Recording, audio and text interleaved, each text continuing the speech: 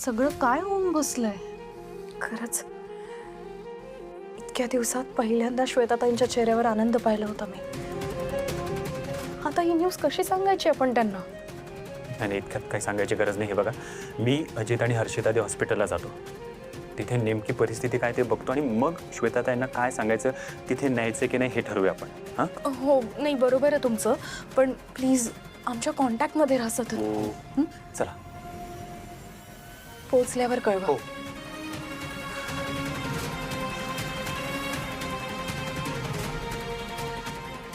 स्वामी, हे सगळं काय घडतंय? का सतत संकट येत आहेत आमच्या आयुष्यात? ती तिच्या आयुष्यात सुखी कधी होणार आहे? तेजा, ऐक ना, अजित, हर्षित आणि मनोजीजू आत्ताच हॉस्पिटलमध्ये गेलेत आणि श्वेताला आपण हे सगळं कसं सांगायचं याबद्दल विचार करूया ना. तेजाताई, मला असं वाटतंय की तुम्ही श्वेताताईंना सगळं सांगा, कारण तुम्ही त्यांना नीट समजावून सांगू शकाल असं मला वाटतं. अरे काय चाललंय तुमचं? Are you serious guys? का सांगायचंय श्वेताला? आता बघितलं ना, ती किती खुश होती. आणि आणि त्या माणसासाठी आपण तिचा मूड स्पॉइल करायचा आहे का? नाही हा, मला नाही जमणार. तुम्ही ना बहुतेक डोक्यावर पडलाय. त्या माणसासाठी मी माझ्या मैत्रिणीच्या डोळ्यातनं अश्रू येऊ देणार नाही. तेजा, तू काय बोलतीयस ते कळतंय का तुला? हे बघ, त्यांचे आपापसात काहीही प्रॉब्लेम्स असले ना तरी शेवटी श्वेताचा नवरा आहे तो, आणि तो हॉस्पिटलमध्ये क्रिटिकल कंडिशनमध्ये असताना आपण श्वेताला काहीही सांगायचं नाही असं म्हणणं आहे का तुझं? हो. आणि कसला नवरा ग? तेजाताई, नाही, एक मिनिट. कसला नवरा? कोण नवरा? नवरा हा असा असतो जो आपल्या बायकोचा रिस्पेक्ट करत नाही, तिला बायकोचा दर्जा सुद्धा देत नाही, तिचा मानसिक शारीरिक छळ करतो, तिच्यावर संशय घेतो, असा असतो नवरा. हा? आणि या अशा माणसासाठी आपण श्वेताला मनस्ताप द्यायचा का? नाही. तेजा बघ, असं का बोलते सगळं तेजा? बघ, जर आपण तिला नाही सांगितलं ना तर ती अख्खं घर डोक्यावर घेईल आणि आपल्यावर चिडेल. हे बघ, कैलास जिजू कसेही असले ना तरी ह्या परिस्थितीत आपण हे सगळं श्वेताला सांगणं गरजेचं आहे. अगं, बरोबर बोलतात त्या. तू सिरियस? कुठे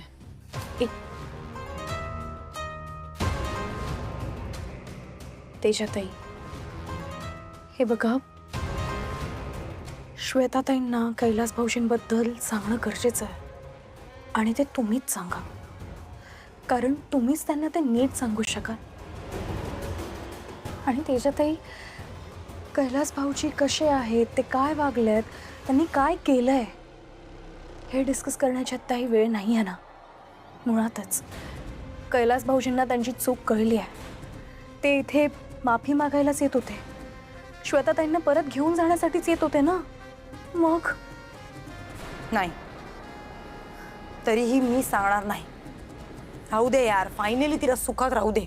काय चाललंय तुमचं? तुम्ही असं मला सोडून का आला तिकडे? मी एकटीच थांबले होते ना तिथे. काय झालं? कैलास अजून नाही पोहोचले ग. माझा फोन कुठे? मी फोन तरी करते. इथेच ठेवला होता फोन. अगं माझा फोन. प्रेरणा, माझा फोन लपवलास ना? नाही अगं. काय चाललंय तुमचं? तुम्ही काय लहान आहात का? फोन दे. नाही श्वेता, नको, राहू दे. का पण? एक minute, phone they. Shweta, please. Shweta, तुमची गंमत बाजूला राहू दे, प्लीज प्लीज. मी त्यांना फोन करून बघते कुठे पोहोचलेत.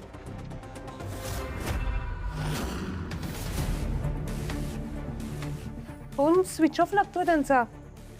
इतक्या वेळा सांगितलं ना मी त्यांना की फोन वेळेवर चार्ज करत जा. नाहीतरी असं होतं, तर कसं कळणार कुठे पोहोचलेत ते?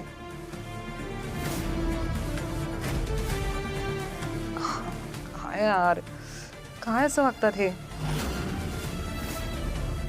पण ते आले ना की मी लगेच निघते हां, खूप वेळ नाही थांबत. कारण खूप दिवस झाले ग माझ्या घरापासून लांब राहिले. बापरे, त्या घराची काय अवस्था केली असेल त्यांनी मला खरंच माहित नाही. आणि जेवणाचे तर खूप हाल झाले असतील, काही करता येत नाही त्यांना. आता गेले ना एकदा की कम्पन्सेशन म्हणून खूप छान छान पदार्थ खाऊ घालणार आहे मी त्यांना. आई दिवाळीत नव्हते का घरात मी, केवढी साफसफाई करायची बाकी माहितीये का. किती काम करायला लागणार आहे घरी जाऊन मला. तुम्ही येता का मदतीला? प्रेरणा, नाही गंमत सोड, पण मी खरंच तुला विचारते, तू चल ना माझ्याबरोबर मदतीला. नाही तर नको, तुझं कॅफे आहे ना, तू मिठू चल ना प्लीज प्लीज. मी तू चल, आपण सगळं घर लावून घेऊ. हां, सगळ्यात छान गोष्ट काय माहितीये का, आता तुम्ही अगदी कधीही माझ्या घरी येऊ शकता. कारण आता कैलासला काही प्रॉब्लेम नाही आहे ना माझ्या मैत्रीशी. मी काय म्हणते, तुम्ही आता राहायलाच या. हां मिठू, तू पण ये प्लीज. मला इतकं बरं वाटतंय ना, किती दिवस वाट पाहिली या दिवसाची मी. खूप वर्ष ॲक्च्युली. असं वाटायचं कधीतरी हा दिवस यावा. फायनली आता सगळं छान होईल. श्वेताताई, हे बघा, कैलास भाऊजी इकडे यायला निघाले होते, हे खरं आहे, पण का ते येत नाहीये? म्हणजे हिचं बोलणं झालंय त्यांच्याशी, मला सांगितलं का नाहीस? मी टेन्शन घेत बसले ना. श्वेता तू जरा आई. काय वल्लरी, नाही प्लीज आत्ता नको प्लीज. तेजाताई पास, त्यांना सगळं खरं कळायला हवं. श्वेताताई, कैलास भाऊजींचा ऍक्सिडेंट झाला. ते हॉस्पिटलमध्ये. पण तुम्ही काळजी करू नका, हे अजित भाऊजी आणि हर्षित दादा आहेत त्यांच्यासोबत. टेन्शन घेण्यासारखं नाही, फक्त आता त्यांची तब्येत तितकी चांगली नाही. पण ते बरे होतील असं डॉक्टर म्हणालात. श्वेताताई, श्वेताताई, श्वेताताई, श्वेता, श्वेता, श्वेताताई, श्वेताताई, श्वेताताई. तेजा, मेरी बात सुन, तू टेंशन मत ले, ओके. तुम्ही सगळे फक्त श्वेताताई बरोबर थांबा, okay. She needs your support. आम्ही आहोत इकडे. ज्यादा सोच मत, ओके. मैं रखू, मुझे जाना होगा. हो हो हो, ठेव ठेव, कळवत राहा तिथे काय सुरू आहे ते. या, ओके, बाय, टेक केअर. हर्षित, काय सिच्युएशन आहे? श्वेता ते बरे आहेत ना? यार, श्वेता को सब कुछ बता दिया है. वल्लरीताईनेच सांगितलं. ते ऐकल्यावर श्वेताला चक्कर आली आणि त्यांनी डॉक्टरांना बोलवलं. तिला चक्कर येणं स्वाभाविकच आहे. कैलास घ्यायला येणार म्हणून किती खुश होत्या श्वेता ते. आणि ह्या पॉइंटला अशी बातमी मिळणं म्हणजे त्याच्या पायाखालची जमीनच सरकली असेल. डॉक्टर, आमचा पेशंट. हे बघा, ऍक्सिडेंट खूप मोठा होता, त्यामुळे बॉडीमध्ये सिव्हिअर डॅमेजेस आहेत. केसही खूप क्रिटिकल होत चाललेले. पण आता आम्ही आमच्याकडून सगळे प्रयत्न करत आहोत.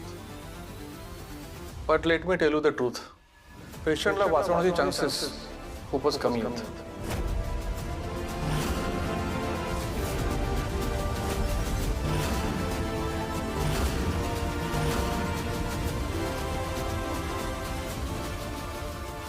तुम्ही एक काम करा, त्यांच्या जवळच्या नातेवाईकांना बोलावून घ्या. डॉक्टर, काही होऊ शकत नाही का? हे बघा, मी म्हटलं ना, आम्ही प्रयत्न करतो आहोत. पण त्यांना अजून शुद्ध आली नाहीये. Let us hope for the best.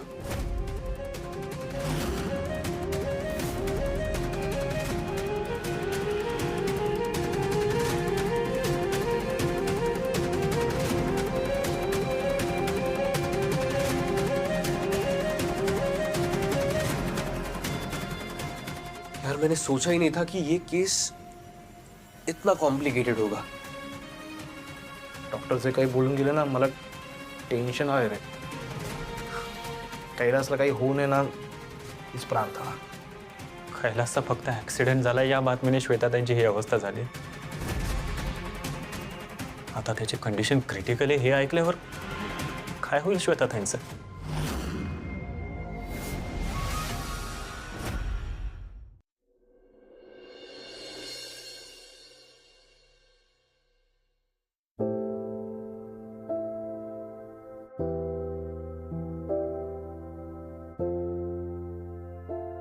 Kailas, श्वेताताई, Shweta, Kailas. सावकाश श्वेता. हो, ते बरे आहेत. हो, तुम्ही पाणी घ्या आधी. हो सावया, शांत व्हा. हो, आपण हॉस्पिटलमध्ये जाऊया. ते कसे आहेत मला बघायचंय त्यांना. श्वेता, शांत हो. आधी स्वतःची परिस्थिती बघ ना ग. नाही प्लीज, मला जाऊ दे ना त्यांच्याकडे. श्वेताताई, हे बघा, प्लीज शांत व्हा. तुम्ही आधी स्वतःला सांभाळा बघू. आणि हे गेलात ना तिथे, त्यांचा हॉस्पिटलमधनं फोन आला ना की मग जाऊ. तोवर प्लीज तुम्ही आराम करा. अगं, माझा नवरा हॉस्पिटलमध्ये बेशुद्ध पडलाय. मी कशी शांत होऊ? प्लीज आपण जाऊया. मला बघायचंय त्यांना. श्वेता, थांब.